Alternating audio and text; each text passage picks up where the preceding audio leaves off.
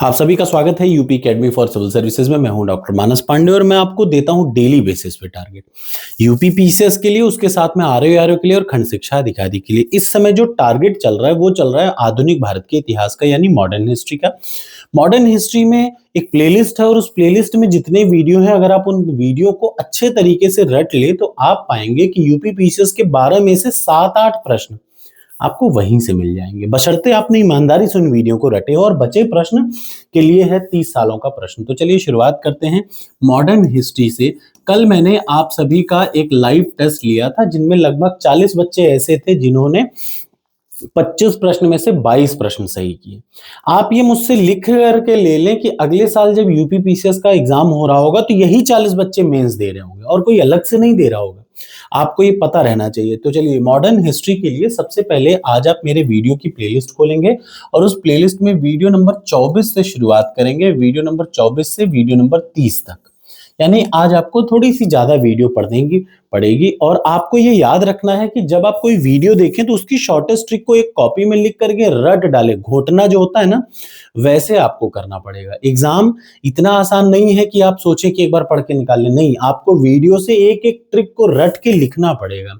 जैसे एक आता है विद्रोहों का, जितने भी आदिवासी विद्रोह थे उनका शॉर्टेस्ट ट्रिक, हर बार एग्जाम में उसी एक वीडियो से एक प्रश्न आता है। आप अगर समझदार होंगे तो आप उसको रट लेंगे।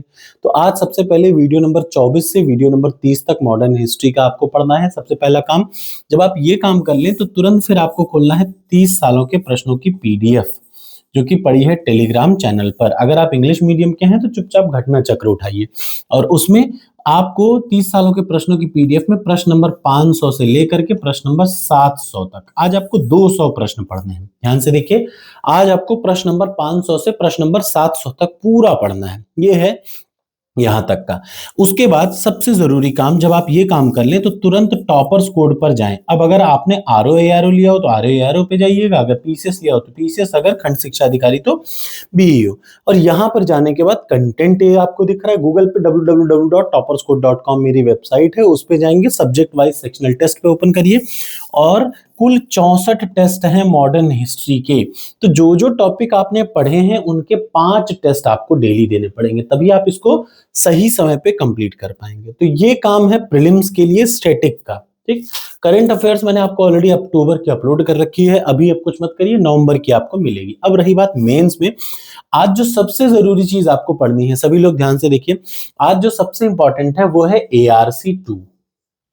ARC 2 क्या है? जो लोग भी सिविल सर्विस का एग्जाम देते हैं उन्हें ये पता होना चाहिए कि एडमिनिस्ट्रेटिव रिफॉर्म जो है, एडमिनिस्ट्रेटिव रिफॉर्म कब कब हुआ और कैसे कैसे हुआ, यानी प्रशासनिक सुधार कब कब किए गए। तो ARC 2 रिपोर्ट एथिक्स से संबंधित है और इसकी शॉर्टेस्ट ट्रिक मैं आपको बताऊंगा। 15 रिपोर्टों की ARC रिपोर्ट थी, उनकी शॉर्टेस्ट ट्रिक बताऊंगा। सिविल सर्विस में जाने से पहले 2-3 चीजें आपको पता होनी चाहिए। एक तो कोड ऑफ कंडक्ट पता होना चाहिए, दूसरा ARC क्या है ये पता होना चाहिए, ARC 1 और ARC 2। ARC 2 इसलिए क्योंकि एथिक्स का ये पेट टॉपिक है। तो इतना सा काम है, शाम को 7 बजे ARC की क्लास आपको मिल जाएगी। आशा है आप उसको अटेंड करेंगे। अटेंड करने के बाद कमेंट बॉक्स में जरूर कमेंट करिएगा कि कैसी लगी video. Thank you so much.